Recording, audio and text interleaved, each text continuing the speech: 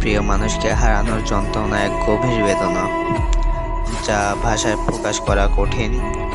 যখন আমরা কাউকে হারাই, যার সাথে আমাদের জীবন জুড়ে সম্পর্ক গড়ে উঠেছে, তখন সেই শূন্যতা ভীষণভাবে অনুভূত হয়।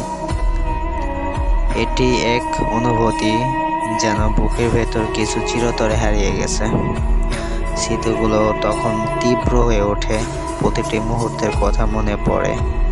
কখনো মনে হয় সেই মানুষটি যেন এখনো কাছেই আছে, কিন্তু বাস্তবতা দ্রুত সেই স্বপ্ন ভেঙে দেয়। এই যন্ত্রণা মাঝে মাঝে এতটাই অসহ্য হয়ে ওঠে যে মনে হয় জীবন থেকে সবকিছু কেমন যেন অর্থহীন হয়ে গেছে। তবুও সময়ের সাথে সাথে আমরা সেই ব্যথার সাথে বাঁচতে শিখি। প্রিয় মানুষটির স্মৃতি আমাদের মাঝে বেঁচে থাকে এবং তার থেকে পাওয়া ভালোবাসা ও শিক্ষা আমাদের চলার পথে আলোর মতো কাজ করে।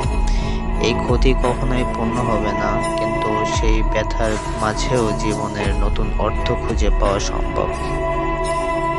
তবে কাকা, তোমার গল্পটা প্রকাশে আনলাম না।